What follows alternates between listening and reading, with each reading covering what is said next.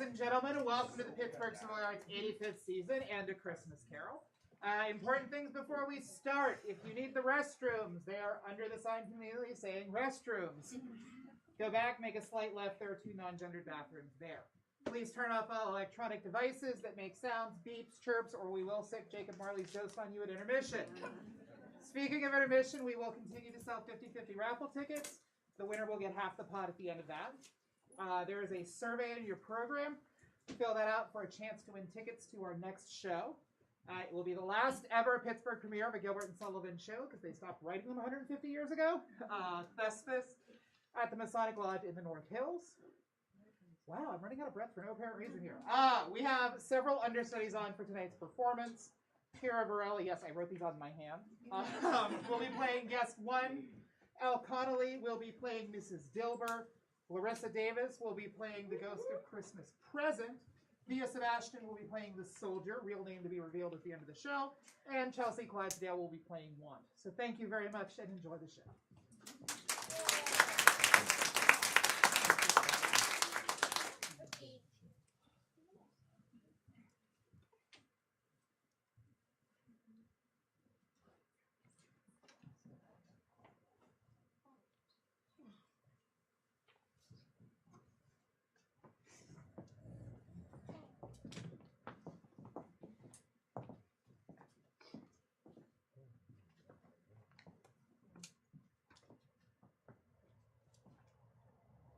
Here we come a-wassailing among the leaves so green. Here we come a-wandering so fair to be seen. Love and joy come to you, and to you your wassail too. And God bless you and send you a happy new year. And God send you a happy new year. We have got a little purse of stretching leather skin. We want a little money to light it well within. Love and joy come to you, and to you your wassail too. And God bless you and send you a happy new year. And God send you a happy new year.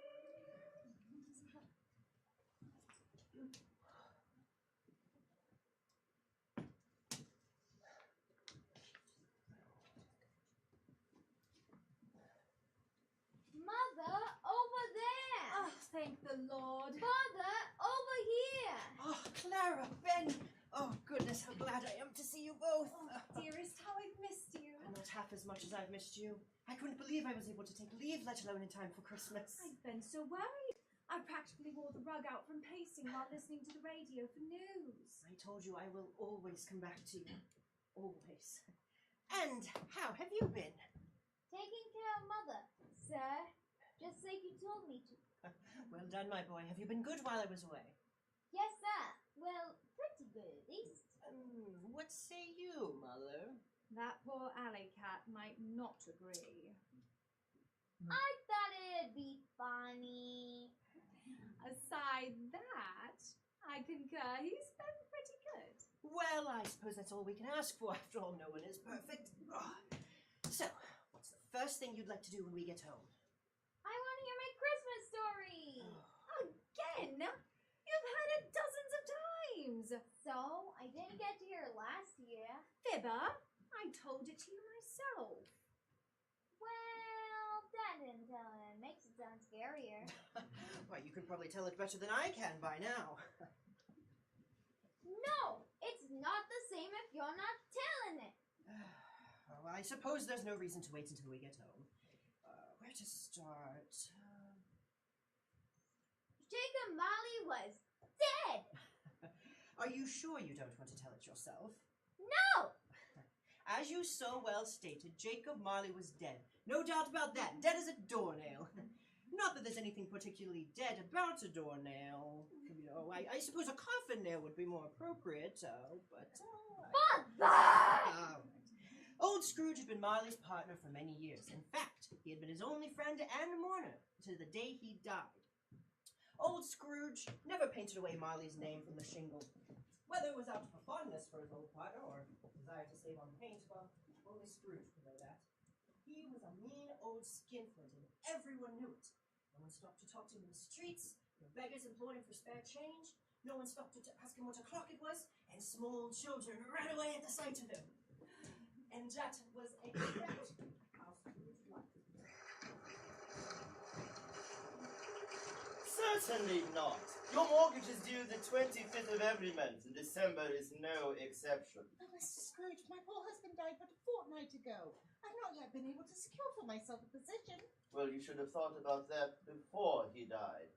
He had a long illness, I recall. There was hardly time to look for work while caring for him from dawn until dusk. Nevertheless, payment is due, or the magistrate will be paying you a visit.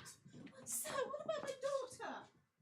Well, perhaps she can find employment, since you seem incapable of doing so. Surely you wouldn't turn her out on the streets on Christmas. Bah! Christmas is just a day like any other. You have your payment by noon tomorrow, or it's the workhouse. For both of you. But sir, on Christmas You keep your mouth shut, Cratchit, or you'll find yourself in her situation. Please, sir, I only need a few weeks. And what happens in a few weeks when you still don't have the money? I'm out a month's interest on your mortgage, and you ask for another few weeks.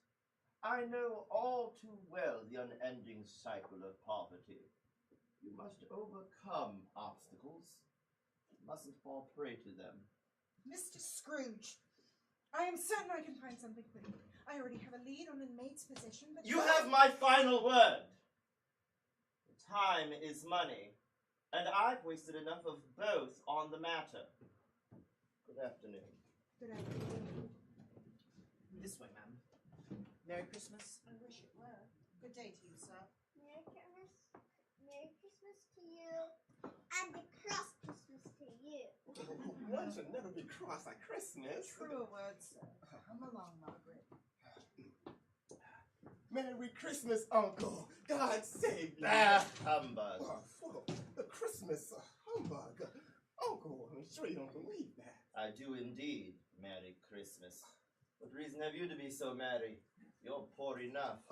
What right to be dismal? You're rich enough. Oh, humbug. Now, don't be cross with me, Uncle. What else can I be when I live in such a world of fools as this? Merry Christmas. What's Christmas but a time for paying bills without any money? A time for finding yourself another year older and not an hour richer. If I had my will, every idiot who went about with Merry Christmas on his lips should be boiled in his own pudding and buried with a stake of holly through his heart. Uncle. Nephew, Sure, Uncle. you keep Christmas in your way, and you let me keep it in mine. But you don't keep that all. Which is how I wished everyone kept it. What good is keeping Christmas ever done for you? There are many things which I derive good, but I have not profited monetarily, I dare say. Christmas is one of those things. I always thought of Christmas as a good time, a kind, forgiving, charitable, pleasant time. The only time when anyone seems to care about his neighbor as much as he does himself. When people actually stop in the street and greet each other. The time when people open their shut-up hearts to others and visit those below their station as fellow travelers on the road to the graveyard and not as an albatross around their neck. So, Uncle, it may not put so much a shilling in my pocket, it has done me good. So I say, God bless it! Let me hear another sound out of you, Bob Cratchit. Then you'll be keeping your Christmas in the unemployment line. Don't be angry, Uncle. That was quite an oration. I wonder you don't go into Parliament. I'm not rich enough to go into politics, Uncle. On that we can both agree. Come, dine with me. No. Why? Why did you get married? Because I fell in love.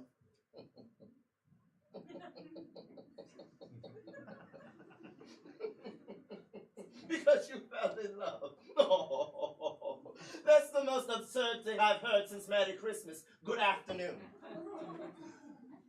I have never asked you for anything my entire life, except your company at dinner. Why can we not be friends? We are relations. We have no need to be friends. Why do you hate me so much? Because when you came into this world, you... It matters not. Good afternoon, nephew. But I said good afternoon! I'm sorry to find you so resolute. We had never had any quarrel that I'm aware of, and your only family left me aside my wife. But I will keep my Christmas nonetheless. Good day. Merry Christmas. Whether you like it or not. And to you too, Bob. Merry Christmas to you as well, sir. May the season do you some good.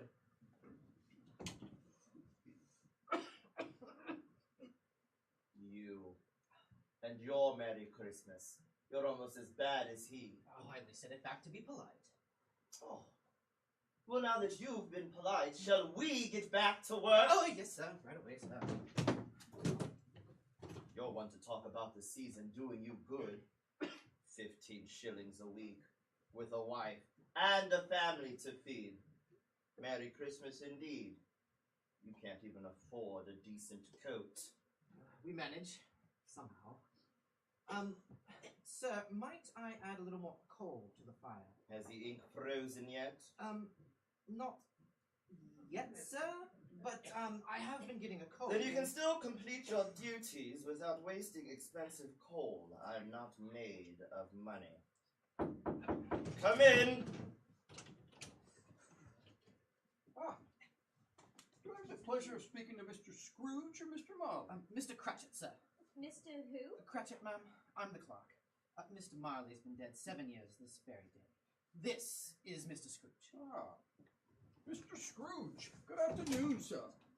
My associate and I are here seeking collection for the impoverished. At this festive time of year, it is more than usually desirable that we should make some slight provision for the poor and destitute. Many thousands are in want of common necessaries as we speak. Are there no jails? Sadly, many.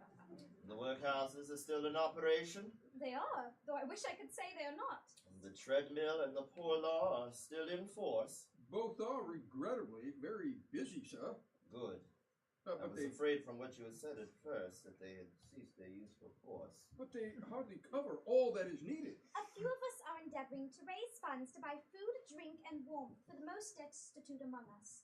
After all, this is Christmas, the time when want is most keenly felt. Many go about their day with ignorance, the dreadful lives many of our compatriots suffer day in and out. It is up to those of us who are blessed to help those who are not. What shall I put you down for? Nothing. Nothing? With all your wealth, you wish to... You wish to remain anonymous. Anonymous! That's very generous. I wish to be left alone. I do not make myself merry at Christmas, and I cannot afford to make idle people merry. My burdensome taxes support the jails and the workhouses. Let those in need go there. Do you have any idea what conditions are like in those places? Many would rather die than go there.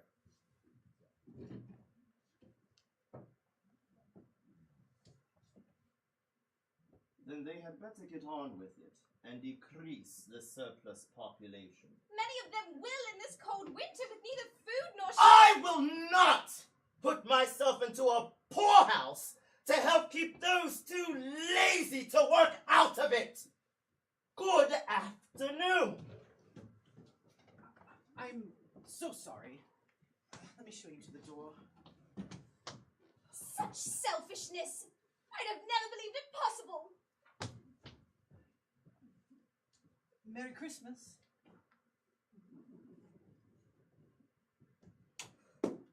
No one wants to earn an honest living anymore. They all want my money. Oh, sir, I don't really think all of Oh, be quiet with your mewling sentimentality.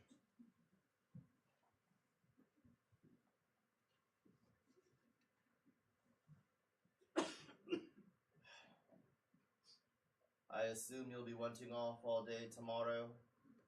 If it is convenient, sir.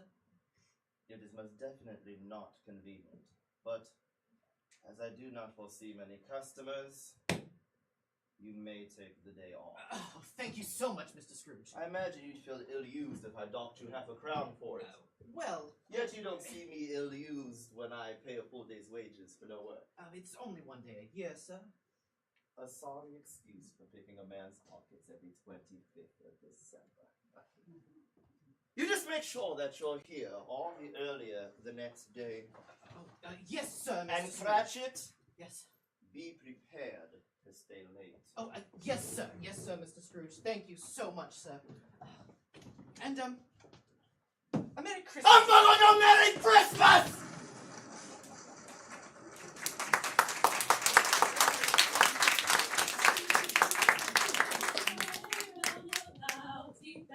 And even brightly shone the moon that night, though the frost was cruel, when a poor man came in sight, gathering winter fuel. In his master's steps he trod, where the snow lay dinted. Heat was in the very sod which the saint had printed. Therefore, Christian men, be sure, wealth or rank possessing, ye who will now bless the poor, shall yourselves find blessing. A coin for the song, sir. Bah! You'll not extort a shilling from me for singing. But, sir, it's Christmas Eve. All the more reason to show you the way the world truly is. Good day. And a Merry Christmas to you. Gah!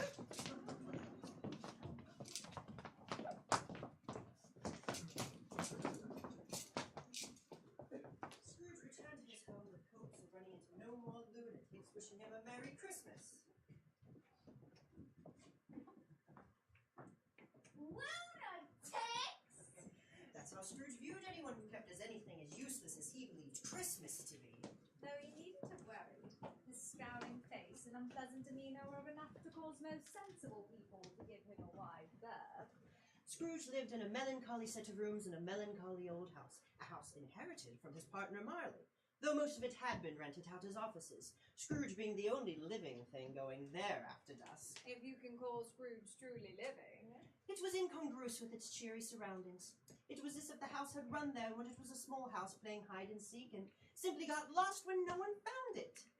Houses don't run, Father. Of course not. They walk. Mom! Having returned home at last, for the briefest of moments, Scrooge could have swore he saw the face of his partner, Jacob Marley, in place of the door. Oh!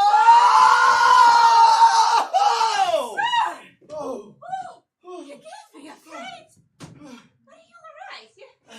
You look as though you've seen a ghost.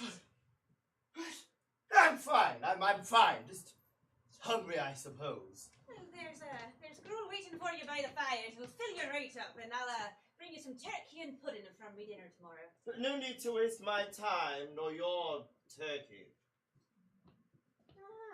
Now, Mr. Scrooge, I know it's not yet Friday, but seeing as it's Christmas Eve and all, I was hoping you might pay me for the week a mite early. I'll do no such thing. I'll see my way clear to do no such thing. What if I paid you tonight, and then you died in the streets suddenly?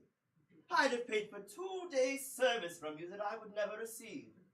And who would refund me for my loss? Now, Mr. Good night, woman. Well then, Mary. If you wish to receive so much as a farthing from me, you'll keep that Merry Christmas to yourself. Well then, Happy Christmas. And don't be late, or I'll dock your pay. Sweet blue blazes, what a miser. Won't even part with me salary 2 days in advance. One of these days he's gonna choke on all that money. Good riddance it will be. Trying to put the image of Marley the door knocker out of his mind, Scrooge went about his evening. Speaking of going about one's evening, I'm going to let you two gents go on about your story without me. But why? I've heard it 1,000 times. So I have one last item to pick up before tonight. Oh! Besides, it'll give you some time with your father. Be quick and careful, my mother. Now, where was I? Ah, yes. Scrooge entered his miserable suite and put on his bedclothes. He lit only a small fire so as not to waste expensive coal. Well, he isn't made of money. Scrooge grabbed the promised gruel and hunkered down under an old blanket near the fire to eat his dinner. But, try as he might, he could not remove the image of Jacob Marley from his mind.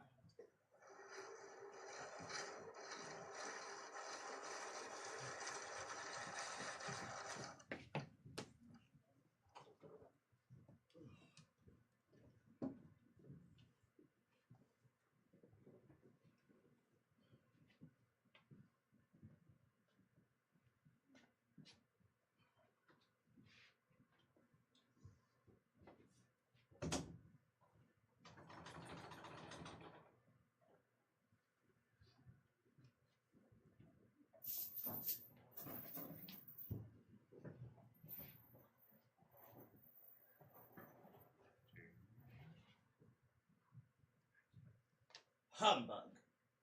These old houses. Bah. Must be the wind. Drafty old windows.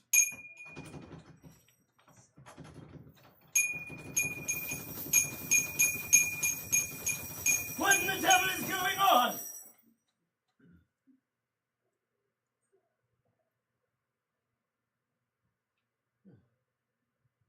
It's done with. I must have dozed off without realizing it.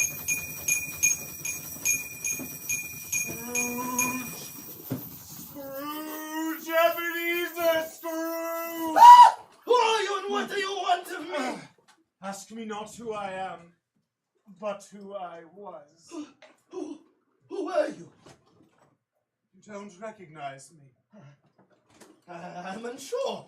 25 years we stared across the desk at each other, yet you don't recognize me. Spirit, what do you mean? In life, I was your partner, Jacob Marley. Jacob Marley? No, it can't be. You don't believe in me. No, it's not possible. Jacob Marley's been dead 7 years this very day. I saw him dead with my own eyes. I must be imagining you. You must be some hallucination. Why do you doubt your senses? The senses are easily disturbed. Something I ate must be playing with them. You may be a bit of undigested beef. A crumb of cheese. Oh, a blot of mustard. Yes, there is more of gravy than there is of grave about you. Tell me, what is this? A toothpick. But you're not even looking at it. Nevertheless, I can see it. Well, all I have to do is swallow this, and I'll be haunted the rest of my days by goblins of my own making. An accidental apparition brought on by some spoilt gruel is not so strange a thing.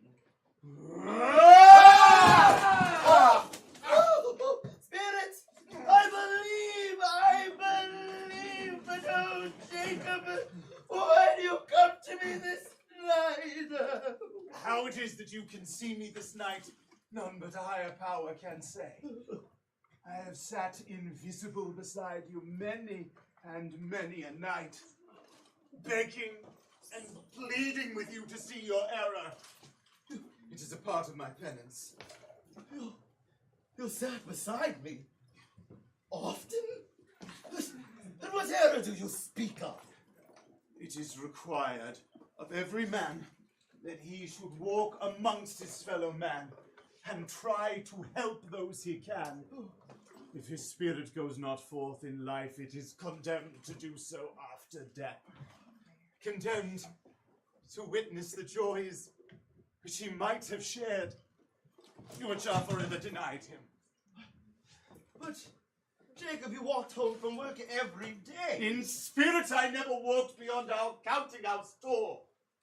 Now my spirit must wander the earth for all eternity. I cannot rest. I cannot stay. I cannot linger anywhere. But, Jacob, why tonight of all nights? Christmas is the time of year when people open their hearts. And so the veil between worlds is thin. I have seen the shadows that are yet to come. Should things continue apace, this will be your last Christmas on this earth. And so my last chance. Spirit, my last! Think words of comfort to me, I beg you. I have none to give. Have you ever offered words of comfort to anyone?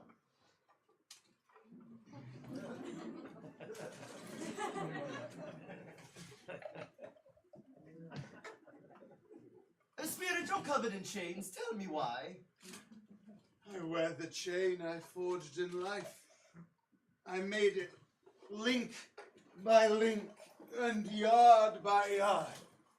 I forged it of my own free will by the wrongful deeds I did to my fellow men.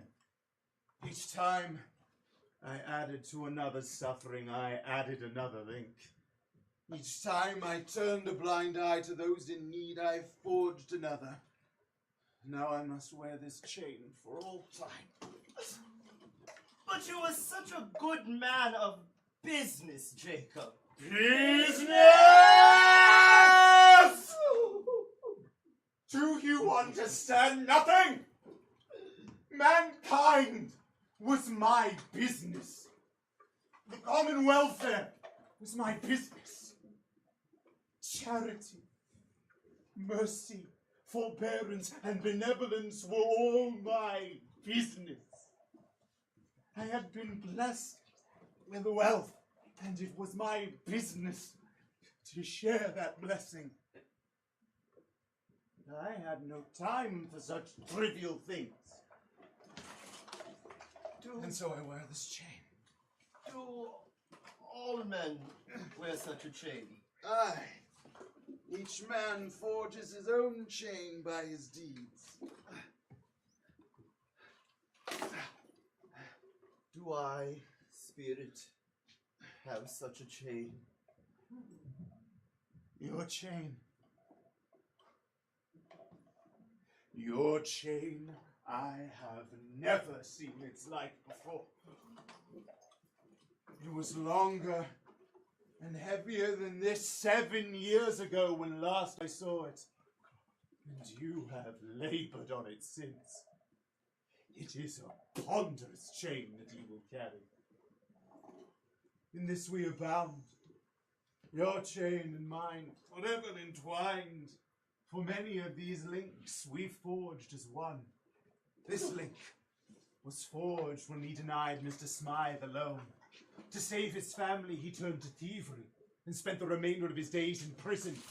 This link was forged when we evicted the Beckett family. The child lost fingers to frostbite that winter. This chain forged one link for every day we passed the beggar on the corner who starved to death from our lack of charity. On and on we built our chains, chain after chain, for we saw nothing but our bank account. For Spirit, I did not intend. Sentences are meaningless when deeds do not follow. You are just as guilty as I. Spirit, tell me no more, I cannot bear it. I have come tonight to warn you. To warn me? While you yet live, you have a chance and hope of escaping my fate. I do. Jacob, you were always such a good friend to me. Hear me. This very eve, you will be haunted by 3 spirits. Are these spirits the champs of which you speak? They are. I think I'd rather not. Without their visit, you cannot hope to escape my fate. But Jacob, surely this... Expect the first when the bell tolls 1, the second at 2, and the third at 3.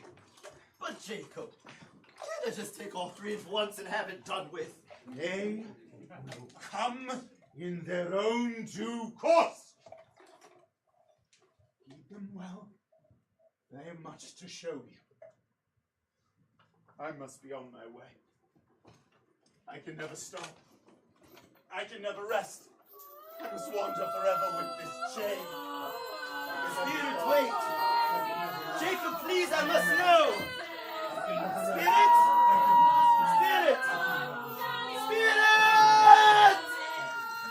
Will not bless the poor, shall yourselves be blessed.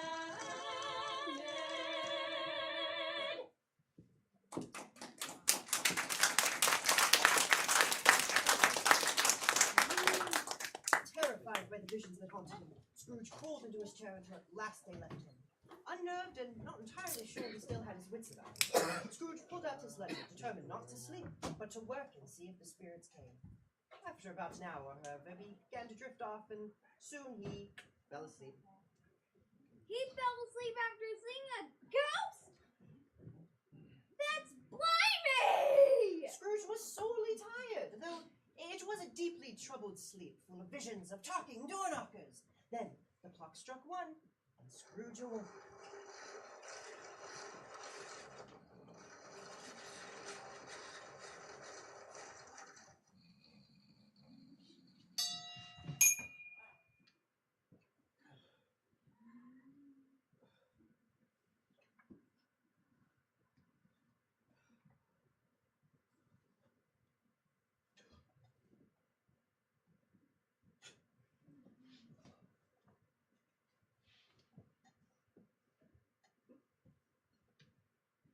Boo.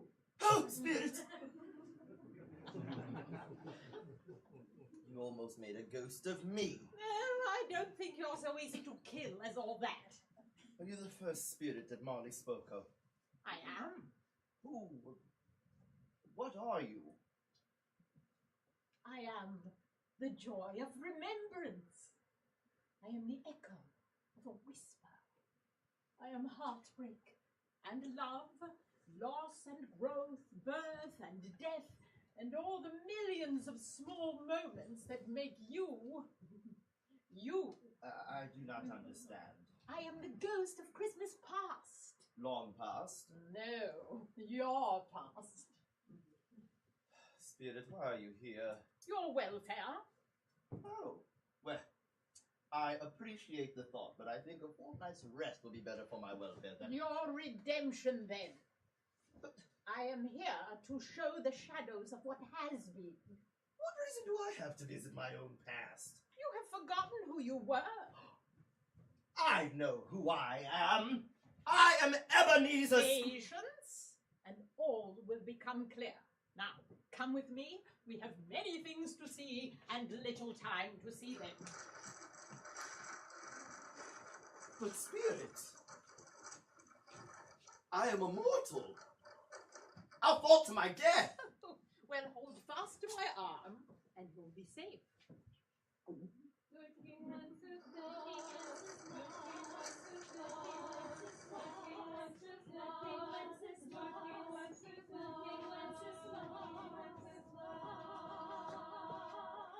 Scrooge grabbed tightly onto the ghost's arm and followed her. And as soon as they stepped off the window ledge, they were flying. How did Scrooge fly? He's mortal! That's just one of the many powers of the ghosts. They flew over the city and towards the country, Scrooge staring in wonderment at everything they passed. Eventually, they came to rest at a country boarding school. Deck the halls with boughs of holly. La la la la la la la la. 'Tis the season to be jolly. La la la la la la la la la. Join now a gay apparel. La la la la la la la la. Oh, the ancient Yuletide carol. La la la la la la la la.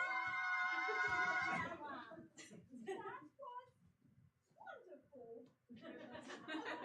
Oh, Merry Christmas as you leave for the holiday. Remember not to neglect your reading.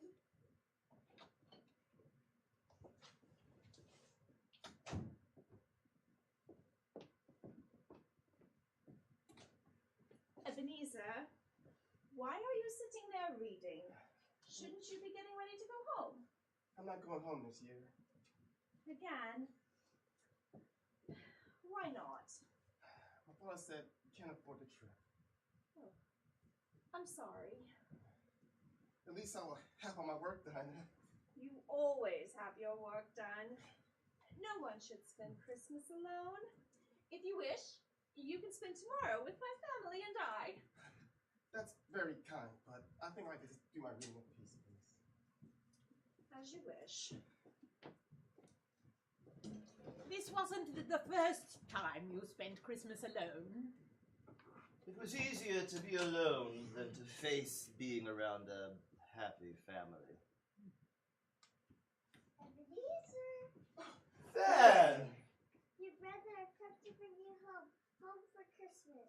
Home? Yes, home. Father spoke to me so gently last night. I asked him again if you could come home, and he said yes. He did. Yes, and now I've come to bring you home so we can spend Christmas together as a family. You're quite a woman, little fan.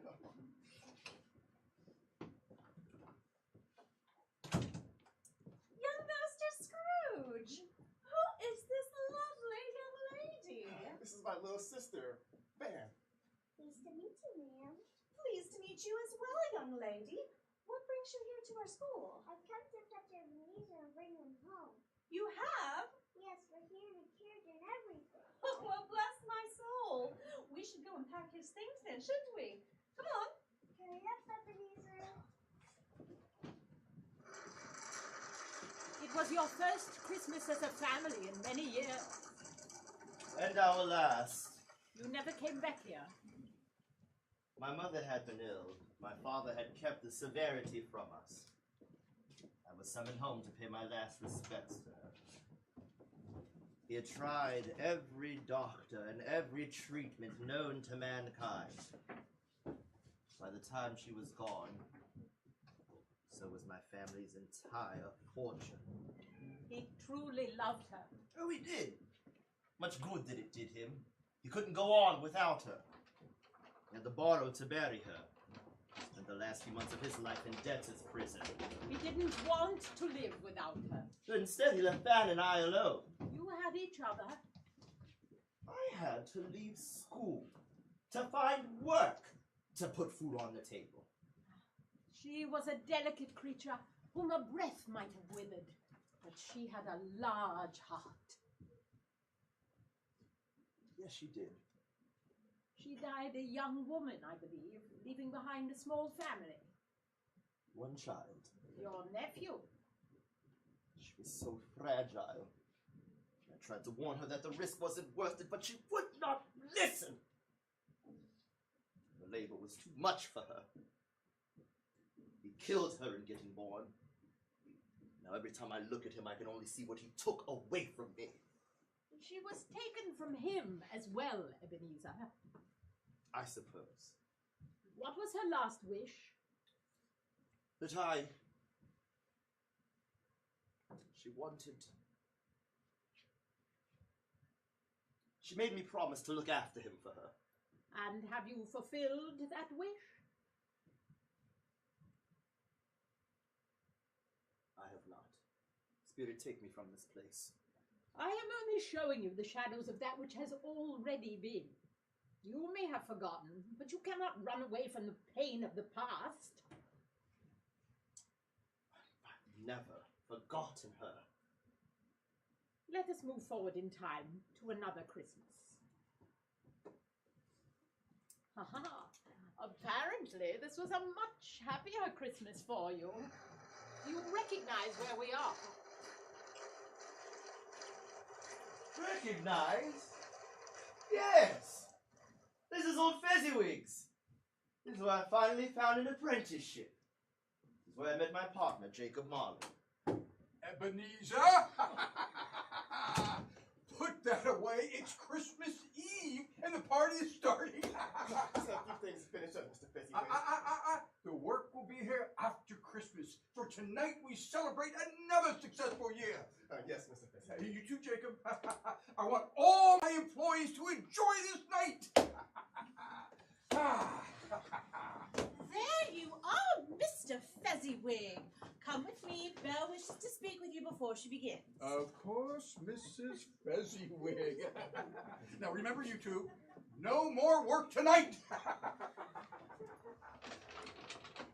He's the only man I know who tells his employees not to finish their work before the holiday. It's amazing we ever get anything finished around here. Evidently, that's considering the size of our bonus. I imagine you'll be spending it all on Belle. Nonsense. I'm saving it for a rainy day. This is England. You'd better off saving it for a dry day. Well, I suppose it'd be a waste not to enjoy all this free food. I've never seen old Fancy Wig so happy. It seems an awful waste of money to spend profits on such extravagance. It is, but if the old buffoon wants to waste his money, I will certainly avail myself of his generosity. Such a small matter to make these silly fools so full of gratitude. Oh, it was not that, Spirit. He had the power to make us happy or unhappy. Oh, he seemed to make our workload almost enjoyable. And he took a chance on me when no one else would. Why, a man who treated his employees better than Fezziwig I have yet to meet. What gives you pause? Nothing, just a few things I wish I could say to my clerk just now. I wonder what old Fezziwig would think of how you treat your own clerk. Beg pardon? Never mind.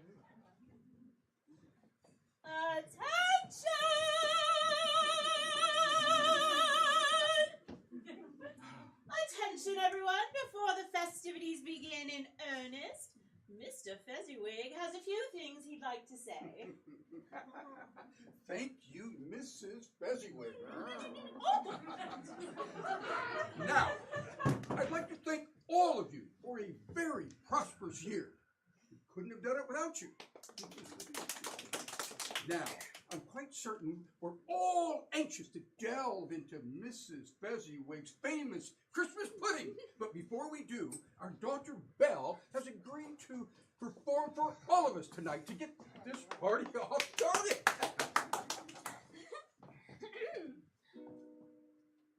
Skip, skip, skip to my loo, skip, skip, skip to my loo, skip, skip, skip to my loo, skip to my loo, my darling. Flies in the buttermilk, shoe, fly, shoe. Flies in the buttermilk, shoe, fly, shoe. Flies in the buttermilk, shoe, fly, shoe. Skip to my loo, my darling. Lost my partner, what'll I do? Lost my partner, what'll I do? Lost my partner, what'll I do? Skip to my loo, my darling. I'll find another prettier than you. I'll find another prettier than you. I'll find another prettier than you. Skip to my loo, my darling. Found a partner, love that's true. Found a partner, love that's true. Found a partner, love that's true.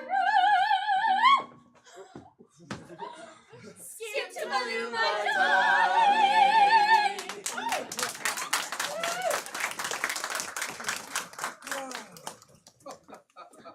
Ebenezer, I'd like a word if you don't mind. Of course, sir.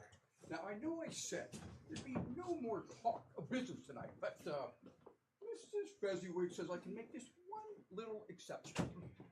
Your time here as an apprentice will be up shortly after the start of the new year. Have you made any plans for a position once you leave here? I've made inquiries, but nothing opened up yet. It seems you need money to get a job to make good money. It is far too true. Ebenezer, you are a hard worker, the best bookkeeper I've had in years. I'd like you to consider staying on for another year or two. Continue to work as hard as you have. At the conclusion of that time, I will bankroll you to start your own shop.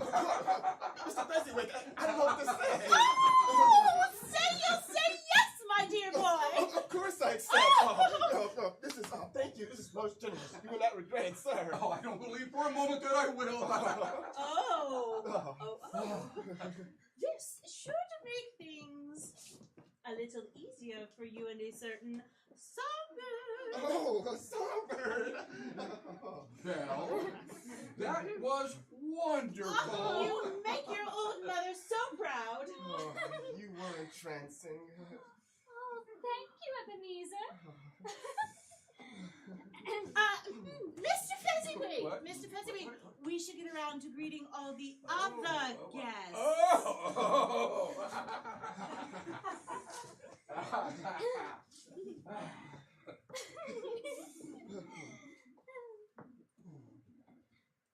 Did you really enjoy the song, Ebenezer? Oh, it certainly is better than the usual clink of canisters around here. Oh, such a flattery, sir. Oh, I can listen to you sing for hours on end just to get the chance to look upon your face. Oh, Ebenezer. Oh, I'm not the only one to think so. You managed to get Jacob to dance for a bit. Something I dare say he has never done before. I'm not sure that was a good thing. I thought he was going to hurt someone. Only his pride when he wakes up tomorrow and realizes what he did tonight.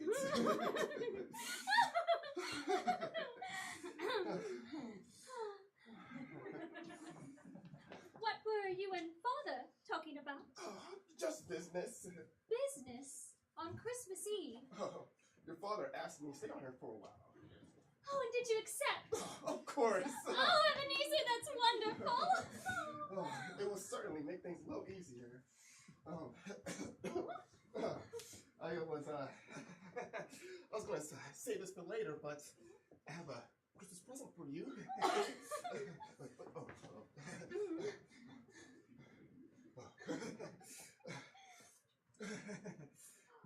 Go ahead, open it. Ebenezer, is this? Belle Fezziwig, will you marry me? Oh, yes, of course, Ebenezer, I'll marry you. I know I'm only a poor clerk, but I will work hard and save every penny. Oh, Ebenezer, I don't care about money. All I need is for you to love me, and I'll be happy. Oh, then you'll never go unhappy, for I can never stop loving you. Oh, nor are you. Oh, this is going to be wonderful, Belle. I just know it will. Oh, we should ask Father for his blessing. Oh, I had forgotten that.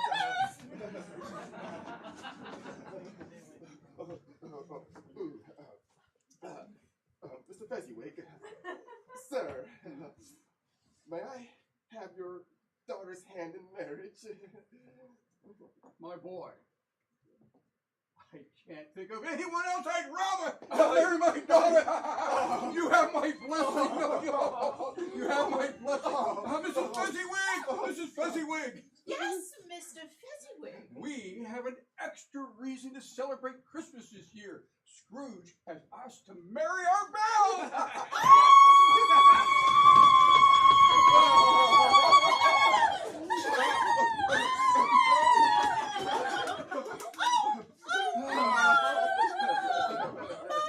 Belle to be a bride. Oh, this is the happiest Christmas yet.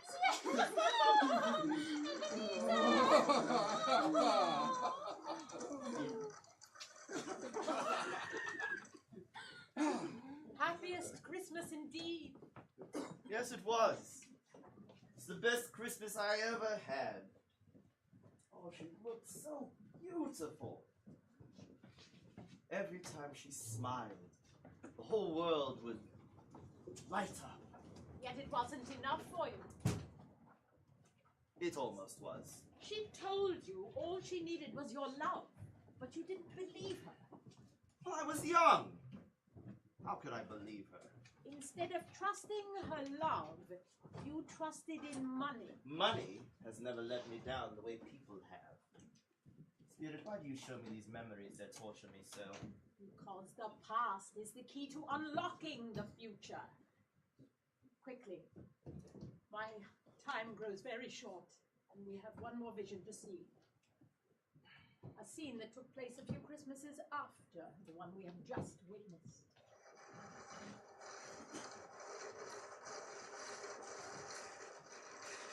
My office? What are we doing here?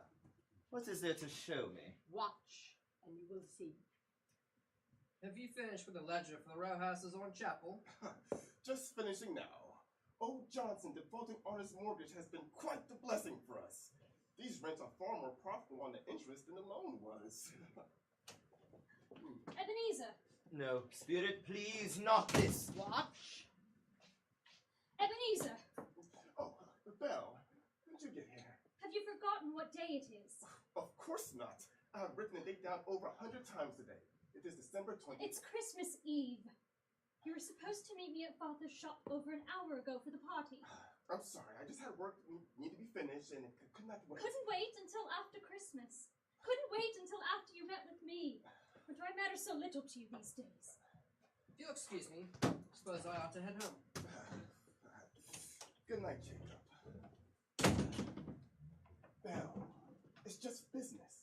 I promise you that I provide a good living for us, and that is all I'm trying And I told you that all I needed was your love, nothing more. Sadly, that seems to be the one thing you can no longer give me. I love you with all my heart. I believe you once did. But your heart has replaced me with another idol. What idol? A golden one.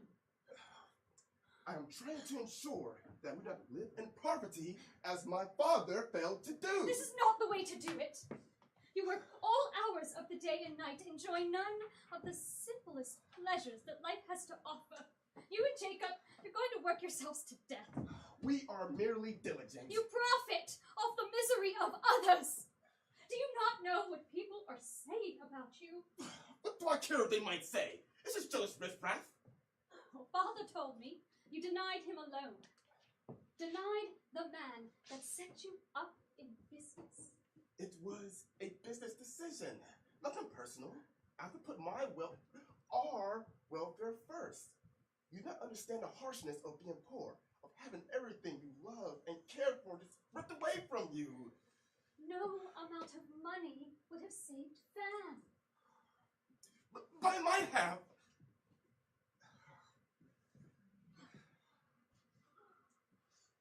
You fear the world too much, Ebenezer.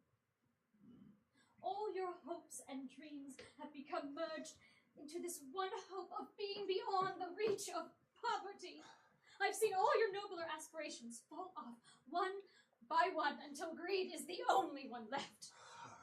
Life has made me wiser, but my feelings toward you have not changed. So you say. They're the same as the day I proposed. Those are just words, Ebenezer. Your actions, they speak something else.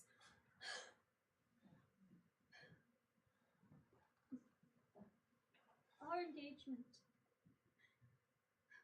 is an old one, made when we were both young and dreaming of growing our lives together. But you now pursue a path that has room for only one mistress: money. You've changed. You're no longer the man that I agreed to marry. I was a boy then. I'm a man now. Every time I used to look at this ring, it used to make me smile. But lately it only reminds me of the man you used to be. And it pains me to know that you are no longer that man. I must give this back. I release you. Have I ever sought to be released? In words, no, never. In what then? In everything else. Time and again you sacrifice being with me for work. I hardly see you at all anymore. Tell me, honestly, if we had not met all those years ago, would you seek me out and woo me now? Belle, I can't. I'd gladly think otherwise if I could, but I fear the answer is no. Oh, Belle, I still want. Do you, Ebenezer? Do you truly still want me? I do.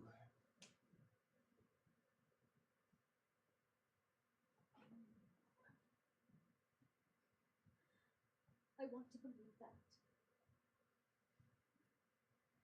But I don't. And though it's selfish, I hope that there is at least a little of your love left, so that you might feel some pain in this. I wish you happiness in the life you've chosen for yourself, but for my own sake, I cannot stay here and witness it.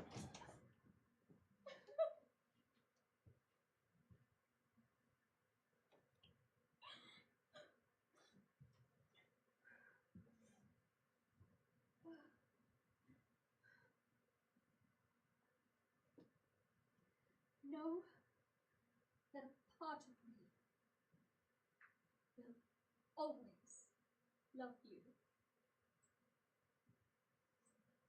Goodbye, Mr.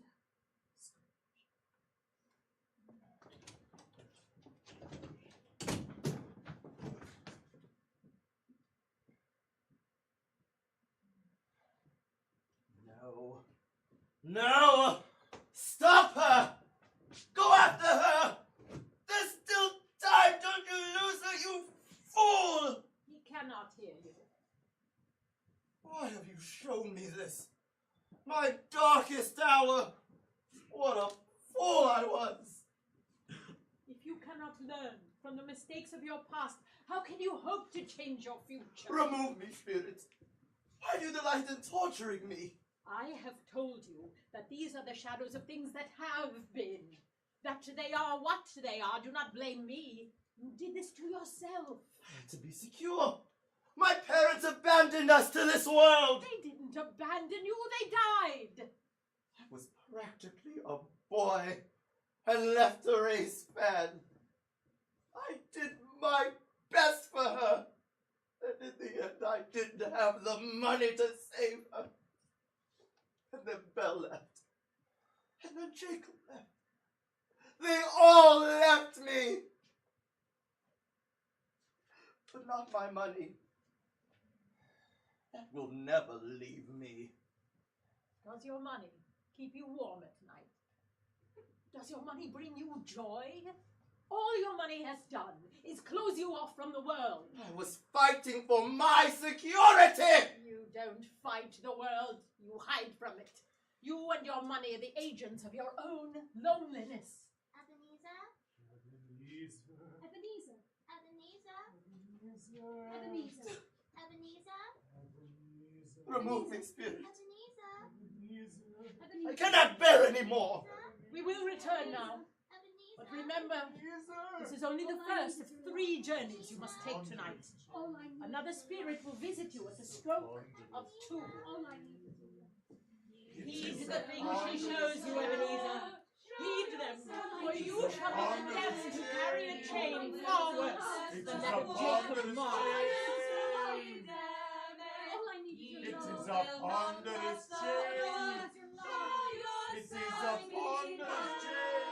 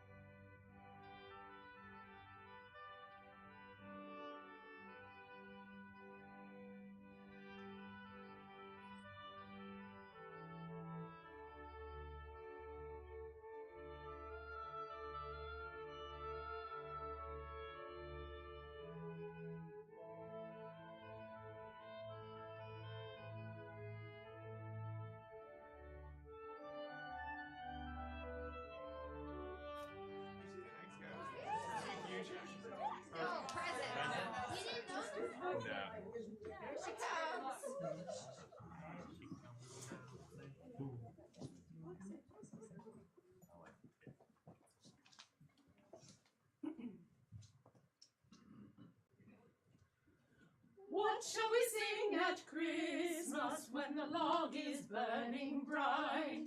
When wayward thoughts go wandering to those far from our side, we'll sing the song they're sure to sing, the song that brings to mind the faces and the dear ones far, the exiles left behind. Mid pleasures and palaces, though we may roam, there's no place like home. There's no place like home. What shall we sing at Christmas when the fire is bright and clear? Whilst neath the holly leaves we sit with those we love so dear. It is well to think of those who guard our isles in peaceful fight, to know that we are Englishmen and fear no despot's spite.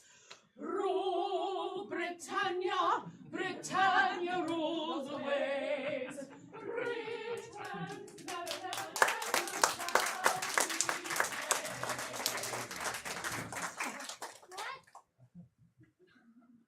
So what happened after the ghost returned Scrooge to his home? Having relived a lifetime of Christmases, Scrooge collapsed in his chair, seeking the comfort of sleep to escape the many memories he had been shown.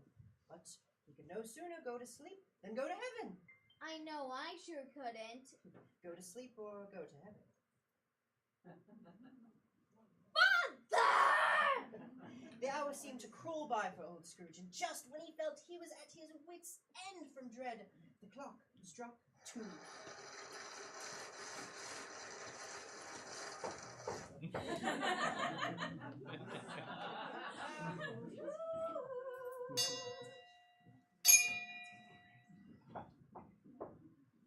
Spirit, I hear you. Where are you? Why do you think I'm knocking? Open the door and know me better, man. I'm not sure I want to. Fine then. I'll do it myself. Merry Christmas! Speechless. Have you not seen the like of me before?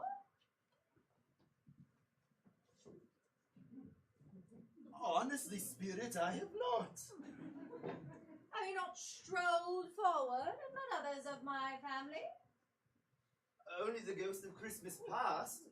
Have you many siblings, Spirit? Many? I'll say over 1,800. A tremendous family to provide for. We make do, as many of your fellow men must. Shall we be off? Oh, in such a hurry as all that? I have little time, and there is much for you to see. Spirit, your sister showed me much. Though I'll be hanged if I know why. But You don't? Whew. Then you have more to learn than I feared. must I? No. Oh, good. And it's back to bed for me and out the door for you. So you do wish to suffer the same fate as Jacob Marley. Thank you for not wasting my time. I shall be on my way. Spirit, wait! Yes? I think I have an inkling as to why your sister showed me those things. If you have more to teach me, conduct me where you will, and I will endeavor to learn that which I must. You are smarter than you look after all. Touch my robe and we shall begin.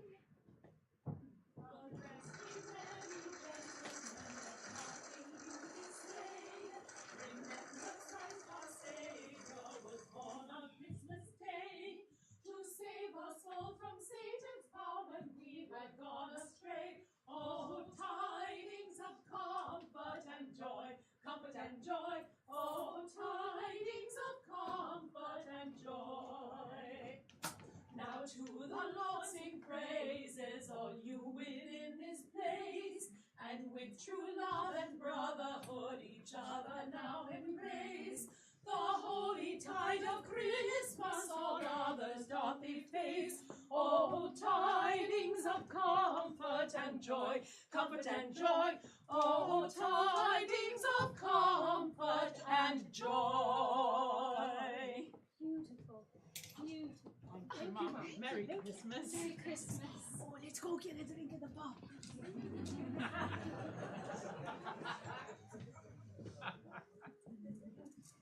Belle. Belle, it's me. Have you forgotten? You were just a shadow to her. She can neither see you nor hear you. Merry Christmas, Mother.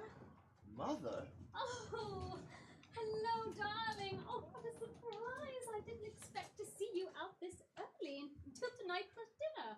Merry Christmas, Grandma. Merry Christmas, my darling. Oh, what brings you out so early? I'm trying to find a place to sell my ring. Surely not your wedding ring, whatever for. It's the only thing of value I own. You can't sell your ring. It's all you have left from your husband. I went to see Mr. Scrooge yesterday, as you suggested. What did he have to say? Nothing new. He said to pay by the end of the day, or we'll be out on the streets tomorrow. You'll not live on the street as long as I've got breath in my body. Did you tell him about your poor husband? I did. Not that it mattered to him. Such a wretched creature I've never met in my entire life. How could you ever have agreed to marry such an evil man? He was a different man then. Boggles the mind that anyone could change that. Took me years to see it for myself. But enough of the past. Let's not let this ruin our Christmas. Today is a day for celebration. I won't let him take this from her, not after all we've lost. Let us go home, and I'm sure together we can come up with a solution without you losing that ring. And a humbug on Mr. Scrooge for forgetting the charity of the season. Yeah, a humbug. Yeah.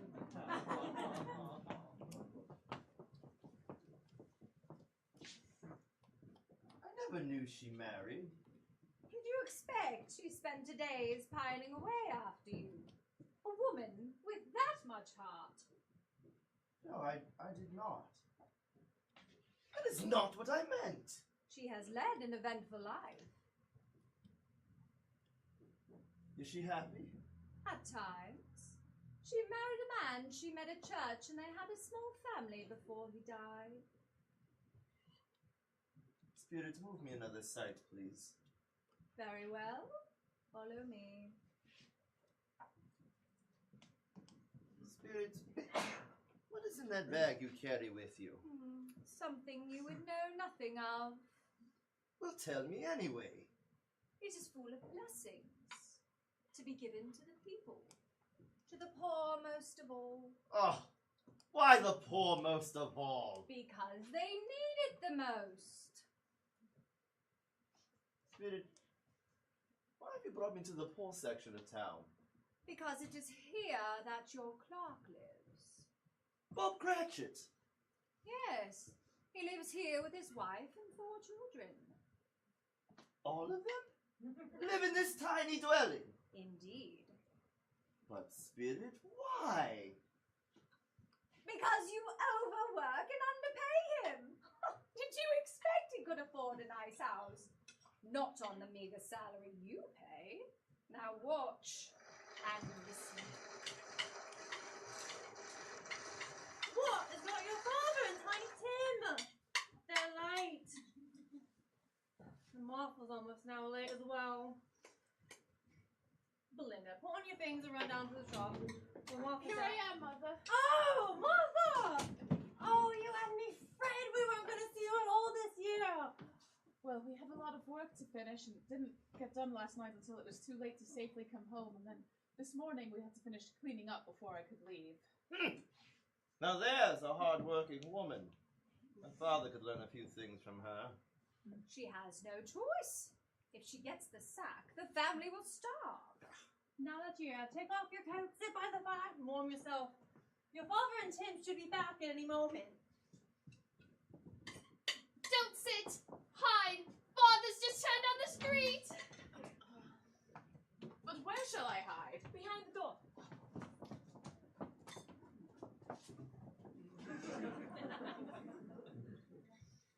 We're back, my love. That was about time. Merry Christmas, Mother. But where is our Martha? She should have been here an hour ago. She's not coming! Not coming? Not coming on Christmas Day? She stopped in to say she had too much work to finish and wouldn't be able to join us this year. But she did say to wish you an happy Christmas for her. But it's Christmas, and I had so hoped the entire family would be together, especially since this could be our... Here I am, thank Father. heavens! Oh, I knew you wouldn't let us down. Now we're all together for Christmas. Oh, you're all growing up so fast. Soon it'll just be your father and I for the holiday. Never, Mother. I'll always come back. We can always celebrate together. Oh, I hope so. And how did little Tim behave at the church? Oh, as good as gold and better. Sometimes he thinks the strangest things sitting there.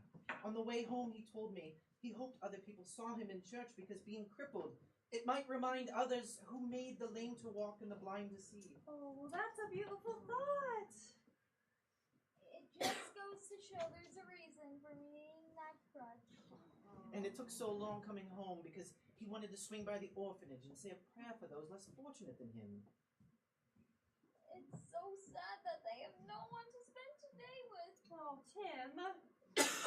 All right, dinner's almost ready, so let's set up the table. Oh, why don't we have a song while we get ready? The holly has thee high thee. When they are both full grown, of all the trees that are in the wood, the holly bears the crown. Oh, the rising of the sun and the running of the deer, the playing of the merry organ, sweetly singing in the choir. The holly bears a blossom as white as lily flower, and Mary bore sweet Jesus Christ to be our sweet Savior. Oh, the rising of the sun and the running of the deer, the playing of the merry organ, sweetly singing in the choir. The holly bears a flower as big as any dog, and Mary bore sweet Jesus Christ for to read a song. Oh, the rising of the sun and the running of the deer, the playing of the merry organ, sweetly singing in the choir. The playing of the merry organ, sweetly singing in the choir. Oh, that was wonderful, children! Let's sit down. Oh, Emily, that bird is magnificent. It may not be the largest bird in London, but I did what I could. I think it's the best bird on this side of the Thames, Mother. Such a feast, Mother. And pudding after. A Merry Christmas to us all, my dears. God bless us. God bless us, everyone. Let's say grace. Such a meager meal spirit. How can they be happy? They are content in their lot. Life has not been a kind teacher to them. They have learned to love what they have, for they often have not. A toast to Mr. Scrooge, the founder of the feast. The founder of the feast. Indeed. Oh, I wish I had him here. I'd give him a piece of my mind to feast on, and I hope he'd have an appetite for it. Many a year have I wished to tell him exactly what I think of him. Oh, my dear, the children, it's Christmas. Only on Christmas Day should one drink to the health of such an odious, stingy, odd-unfeeling man as Mr. Scrooge. Oh, Emily. You know he is, Robert. No one knows it better than you. But, my dear, Christmas Day. I'll drink to his health, for your sake, and the day's, not for his.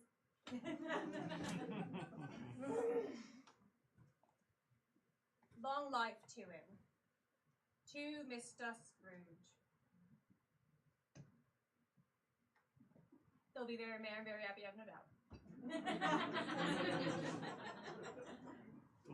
To Mr. Scrooge, the merriest Christmas and the happiest New Year. To Mr. Scrooge.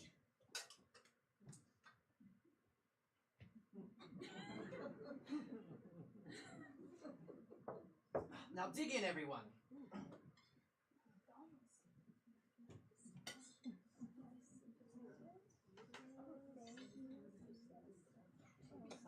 Don't forget about Belinda.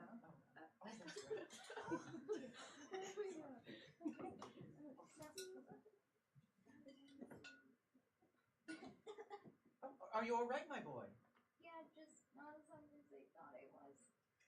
Paulina, you can have my kid. No, Tim, you need your strength. Just try to eat as much as you can. Maybe considering that.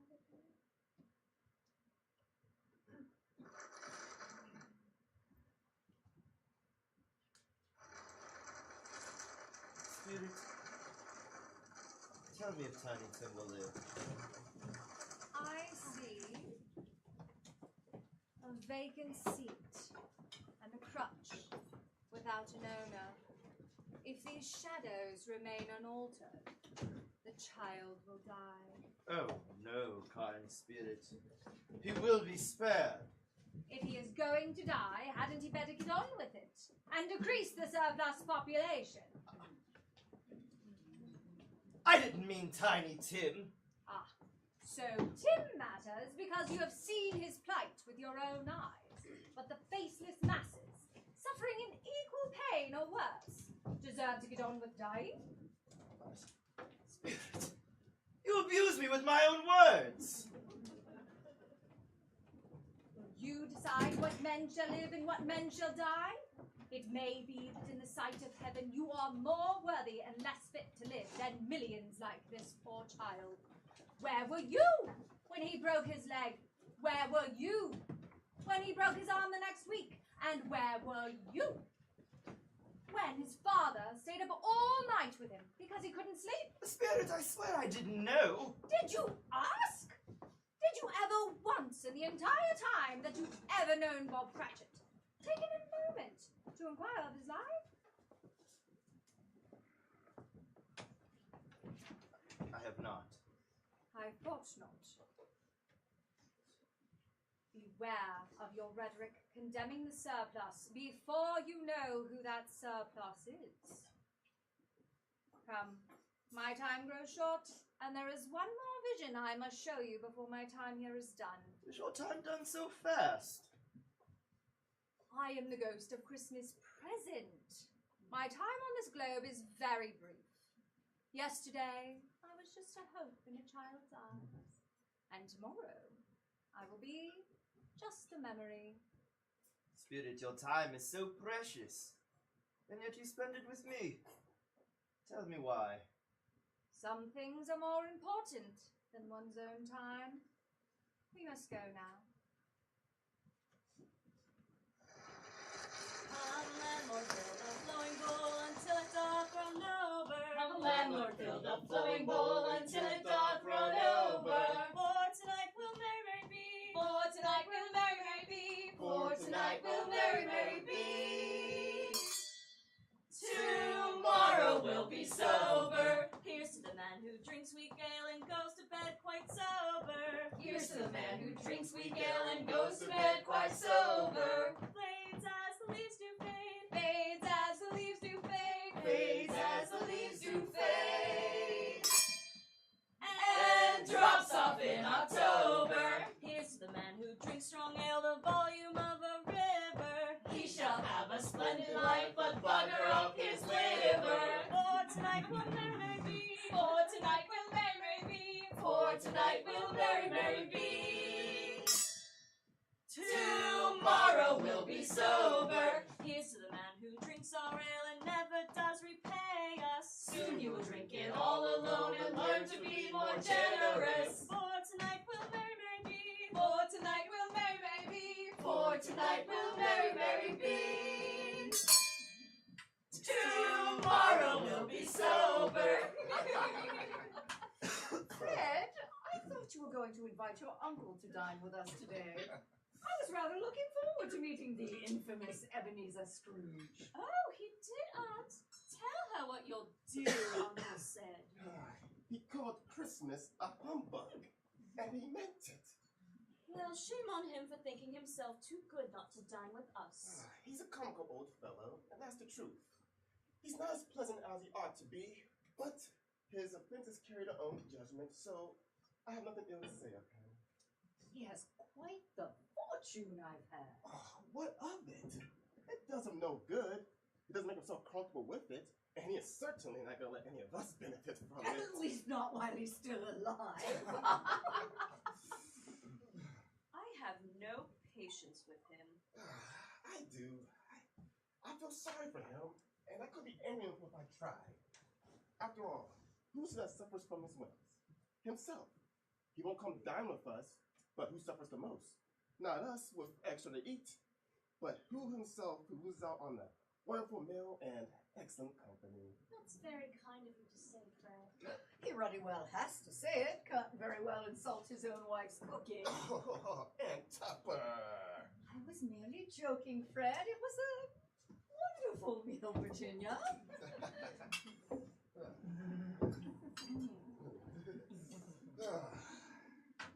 As I was saying, I pity the man.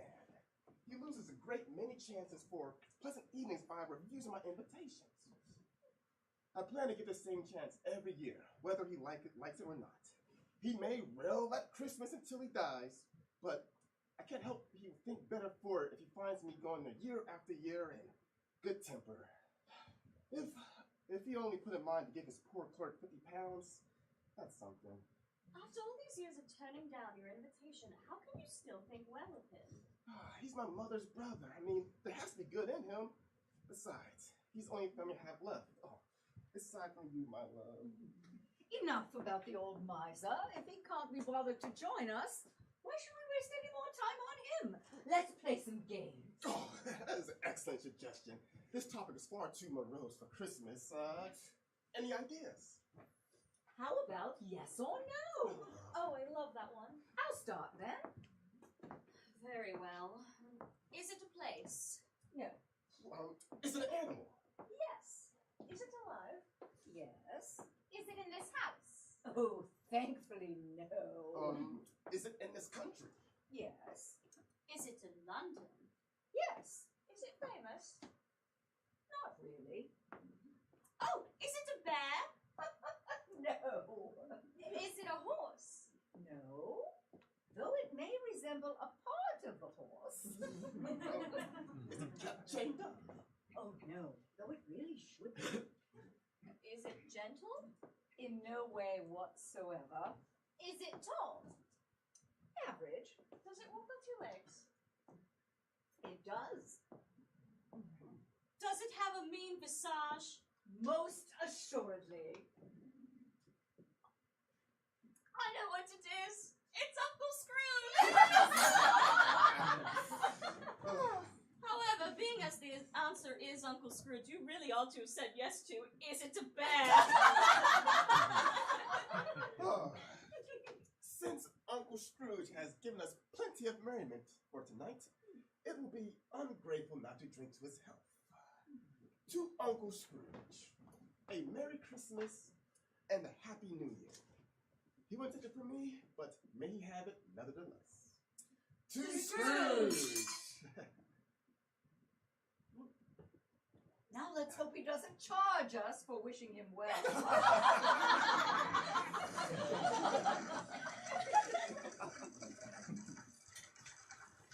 Spirit, I wish to leave this place. See them and their revelry, and Spirit, what's that hiding behind you? Well, may you ask? Are they yours? They're all mankind's. They cling to me. This one is ignorance. The other is want. Beware them both, but beware most of all of ignorance, for on their brow I see written which is doom. They shall be the downfall of all humanity. But have they no refuge or resource? Are there no prisons? Are the workhouses no longer in operation? Spirit, don't mock me so. It was another man that said those cruel words. For your sake, I hope that is true. My time with you has reached its end. There is but one more spirit to visit you this night. Remember what I have shown you in your heart, or you will seal your own doom. Spirit, wait. Spirit, please don't go. Spirit!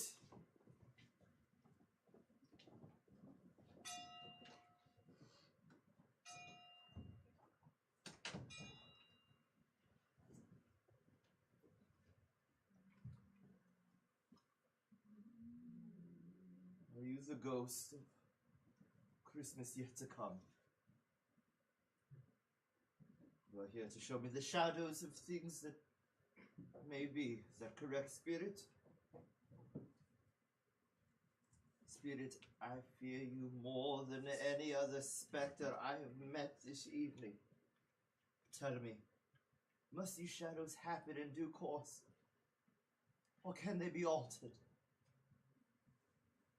Will you not speak to me? How am I to learn if you will not speak to me? Can you not utter a single word? Fine. As I know your purpose is to do me good, and let us hope to yet leave this night a better man, I will follow where you lead me. The night is waning fast, and I know there is yet much to see. Lead on.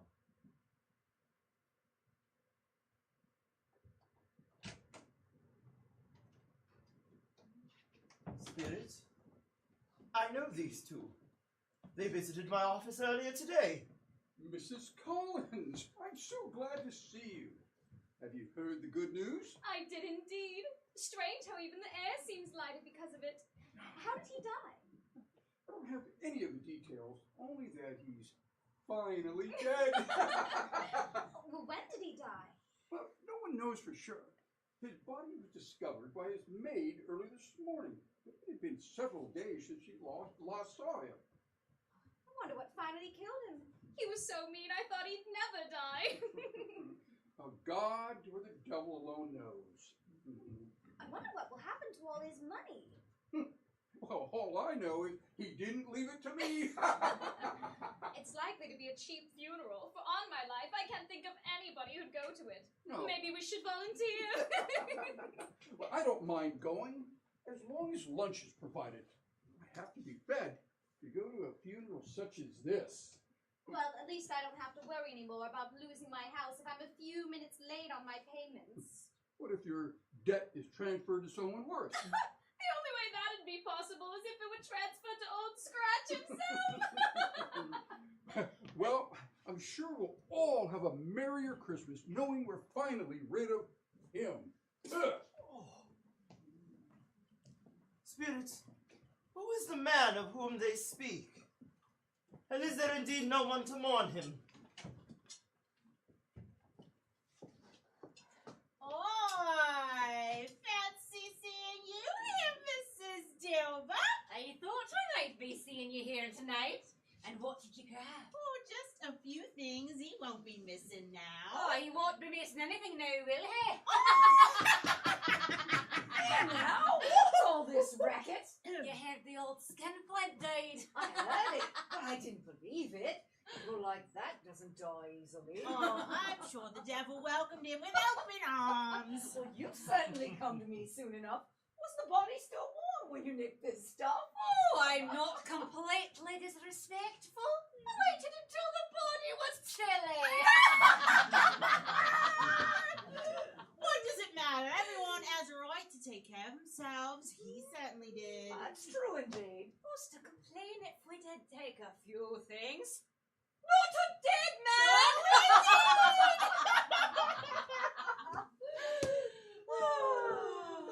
Besides, we're only making making up for all that overwork and underpayment from him.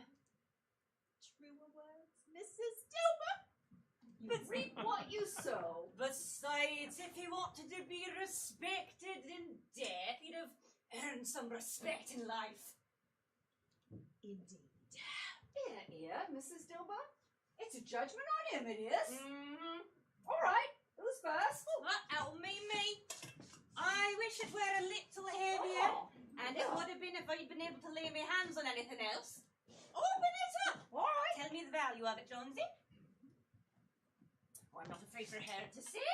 We're pretty sure we'd be helping ourselves before we met tonight. His bed curtains?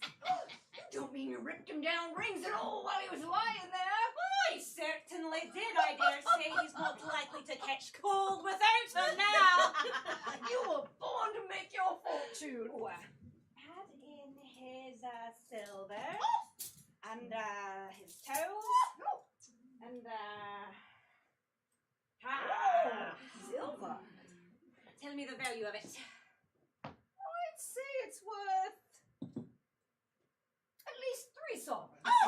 Ask for a penny more and I'll knock off half a crown. All right. 1, 2. All right. 2, 3. All right, what have you got for me? Is blanket. Oh. And pillow. Hey. Aww.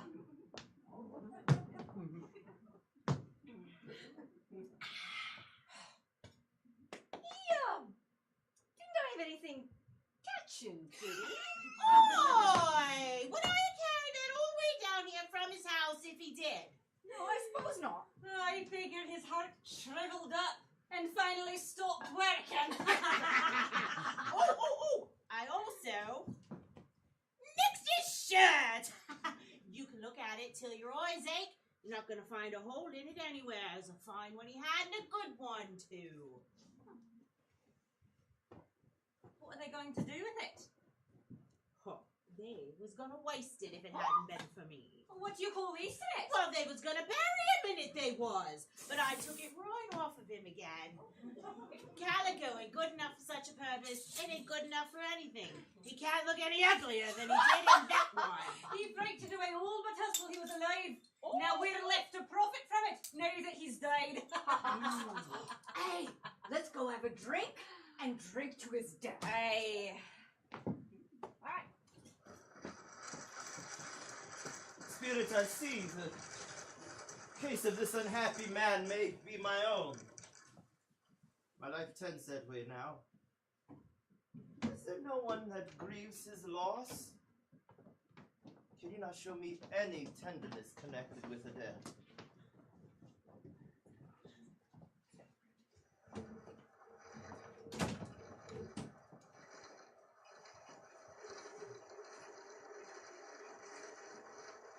And lo, the star which they saw in the east went before them till it came and stood over where the young child was.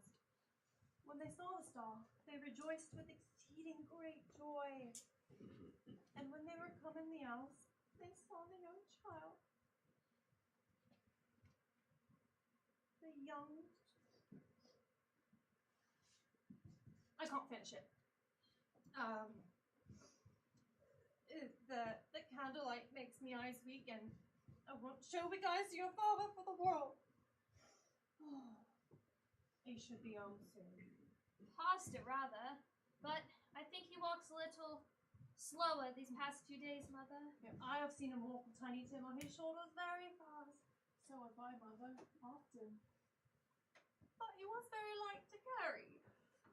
Oh, your father loved him so much that he didn't care about the weight at all. Father, you're home at last. I'm sorry I'm late, Emily. I stopped by to see it on the way home. I wish you could have gone. It would have done you some good, I think, to see how nice a place it is. But you'll see it often. I promised him I would walk there every Sunday. I little child. Oh, don't cry, dearest. You won't want to see our Christmas ruined. You know how we love the season. You would want us to be in good spirits. You're right, of course. Sometimes it's hard to remember that. I ran into Scrooge's nephew on the way to the cemetery. Oh, what did he have to say? He inquired about Tiny Tim, and I informed him of his passing. He said, "I'm very heartily sorry to hear about it, Mr. Cratchit, and heartily sorry for your good wife. Though how he knew that, never know. Know what? That you are a good wife." Everyone knows that. Oh, Bob. Observed Paulina. He gave me his card. He said if he could be of any service to the family, just let him know, and I think he meant it. I wouldn't be surprised if he found a better position for our Paulina. Oh, hear that, Paulina? And then Paulina will find herself a husband and set off for herself. Get along with you. It's likely one of these days you will, and maybe sooner rather than later. But there's plenty of time for that. Whenever we are parted, though, we will still be a family, and none of us will ever forget Tiny Tim. Never, Father. Spirit, I feel that our time is almost at an end. But I must know who is the man that no one grieved. Spirit, I beg of you. I must know. It will haunt me the rest of my life.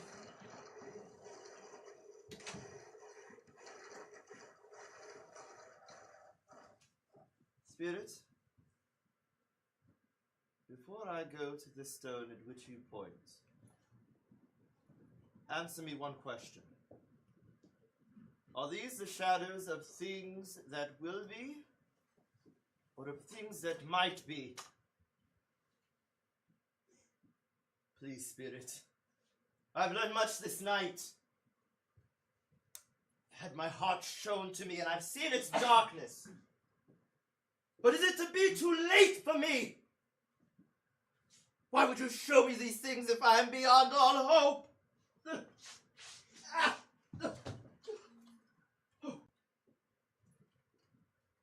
Me? Am I the man they spoke of so hateful? It is a ponderous chain that you will now carry. For the wages of sin is death, and you have sinned grievously against your fellow man. No! The Spirit! I'm not the man I was! Those are just words. No, I am a changed man! It is by your deeds that you are judged! He'd have had someone with him at the end instead of lying there alone in the end. Alone in the end. I would not be the man that I would be if it were not for you and your visit. Then and the other three spirits. It. I thought he'd never die. Why show me these things if I am beyond all hope? All have a merrier Christmas now that we're finally rid of him.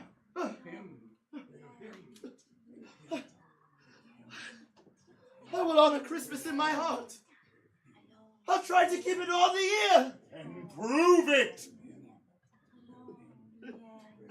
He can't look any uglier than he did in that one. I swear, I've seen the error of my ways. One drinks to the health of such an odious, stingy, odd, unfeeling man. I have no patience with him. I will live in the past, the present, and the future.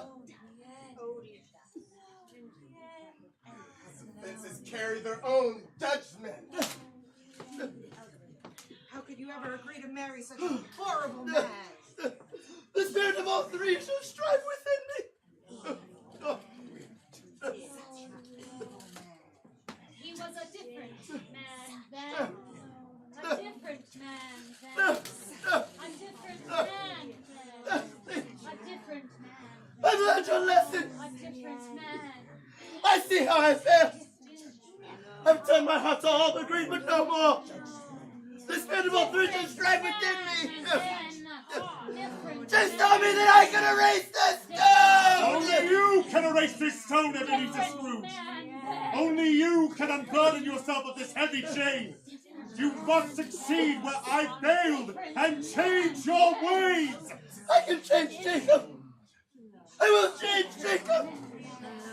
I swear!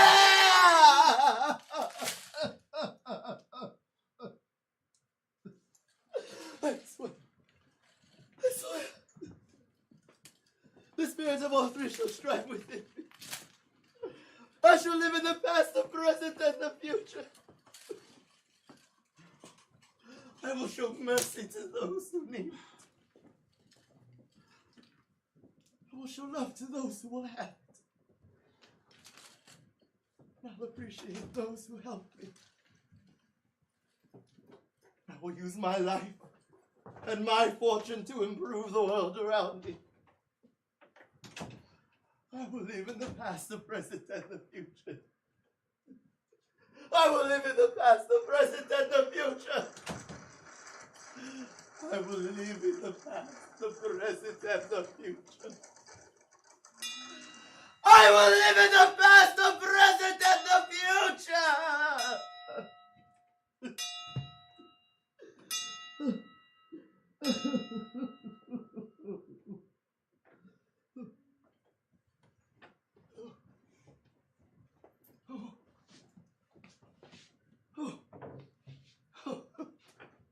Oh, thank you, Jacob Marley. Christmas time be praised. Oh, I don't know what to do. I'm as light as a feather. I'm as giddy as a schoolboy. Oh, the shadows of what yet may be have been dispelled. I know they have. Oh, but I don't know what day it is. I don't know how long I've been with the spirits. You, boy, oh boy. Who? Me? Yes, you. Tell me, what day is it? What day is it? Why, it's Christmas Day, sir. Christmas Day.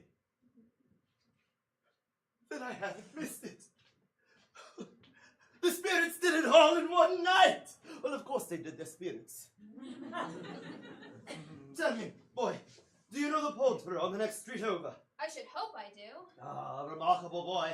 Tell me, do you know whether they've sold the prize-winning turkey that's hanging in the window? You mean the one as big as me? An intelligent boy, yes, that's the one. Tell me, how much does it cost? A sovereign, sir.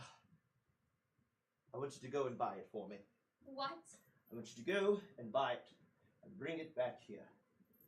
Here's a sovereign. Bring it back. I'll give you a shilling. Bring it back in less than 5 minutes, and I'll give you half a crown. Blimey, you to it, sir. I'll take it to Bob Cratchit. Why, it's bigger than Tiny Tim. Am I? I should go put on some clothes before I go out, or they'll put me in an insane asylum.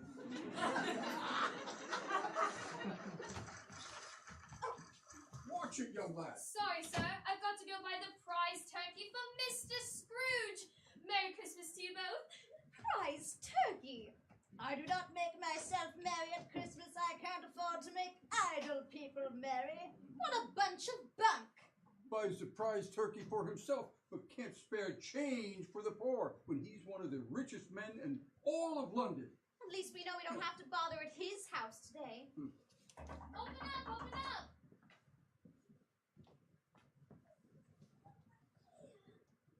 What is it? The prize turkey, man. I've come to buy it for Mr. Scrooge. Mr. Scrooge, you must be joking. I am not. He gave me the money roll. Here it is.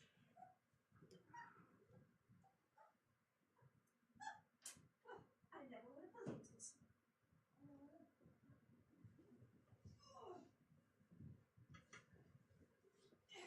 Here you go, lad. Thank you, ma'am, and a Merry Christmas to you. Merry Christmas to you. And be careful, don't drop the turkey. Mr. Scrooge, Mr. Scrooge. Here it is. I have the turkey for you. And in less than 5 minutes, that's a good lad.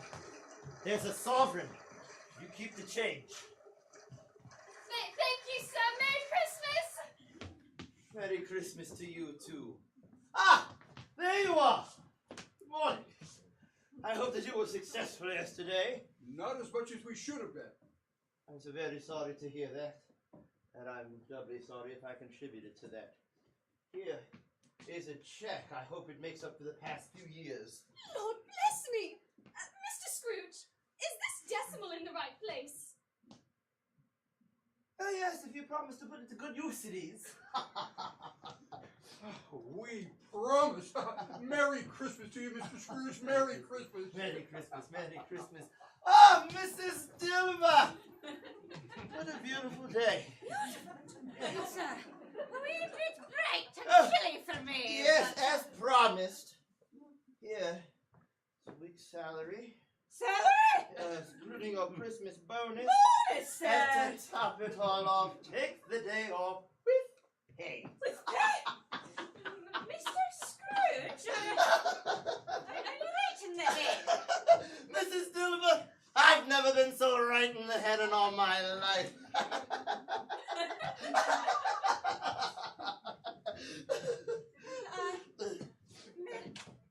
just be putting this inside. Oh, that won't be necessary. I'll be dining with family this evening. Family? Yes. Well, bowl me over with a feather. I'd have never believed it.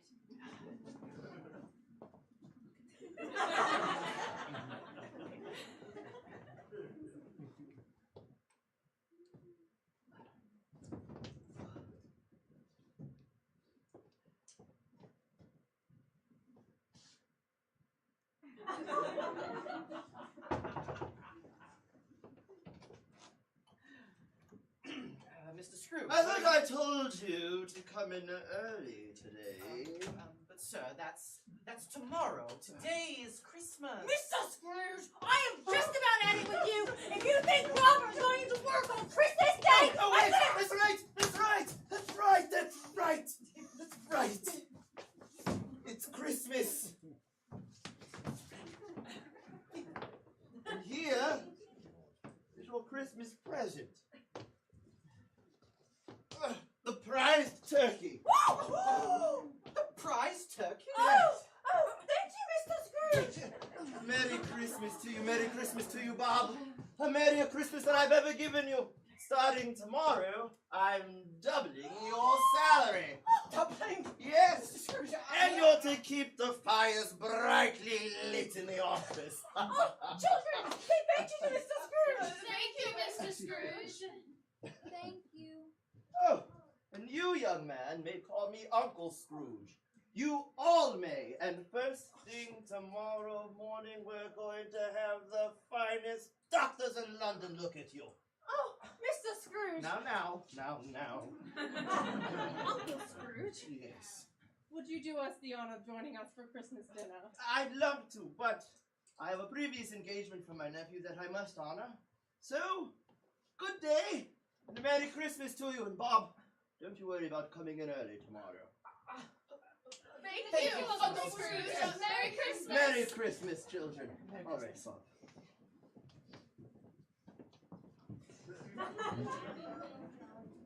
Oh, there you are. Mrs. Scrooge, I know you said you needed the money this morning, but I had to... My dear woman, I will not be evicting you or your daughter today. Indeed, in light of your husband's death, I'd like to consider your debt paid in full. Mrs. Scrooge, if this is some sort of cruel joke... My dear, this is no cruel joke. Come by my office tomorrow, and we'll handle the papers then. Thank you. Thank you. Is there anything I can do? Well, you wouldn't mind telling your mother that the Ebenezer she once knew has returned. Merry Christmas.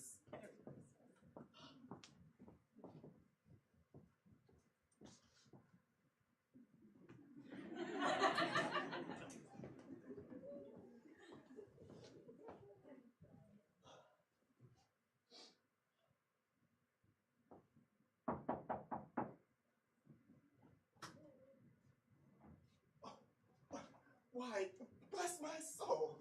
Can this be real? It is! I have come to dinner. That is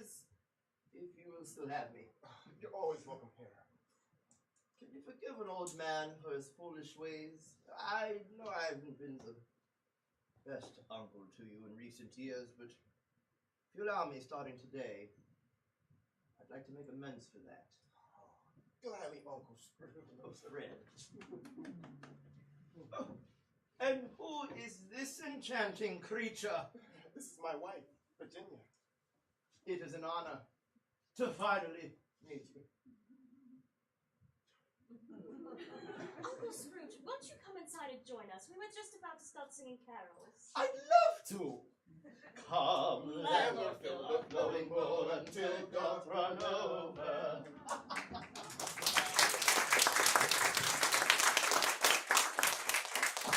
Scrooge was better than his word. He became as good a friend, as good a master, as good a man as the good old city knew. Some people laughed to see the alteration in him, but he let them laugh and little heeded them. For he knew nothing happened for good on this globe for which some people did not have their fill of laughter in the outset. His own heart laughed, and well, that was good enough. Thereafter it was always said that he knew how to keep Christmas well. Oh, Clara! Perfect timing. We've just about finished the story. So what happened to Belle and Scrooge? They rekindled their friendship and spent many an hour reminiscing of happier days. And what became of Tiny Tim? Huh. Well, you should know, seeing as you married him, Mrs. Cratchit. I might have thought better of it if I'd have known I'd hear the same story at Christmas every year. Well, I'm the one who asks it. You see, my dear, it's not my fault. Hiding behind your son, I see, Lieutenant Cratchit. Well, since it is your favorite story, here's your gift.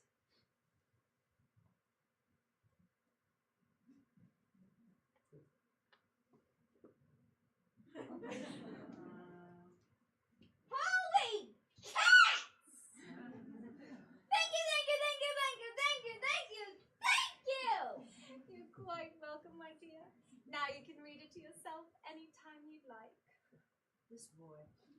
Oh, it seems my timing is impeccable as we have arrived. Tim! My good man, it's so good to see you! It's great to see you too, Uncle. And young Ebenezer, you've grown so much. Merry Christmas, Uncle Scrooge. God bless us, everyone!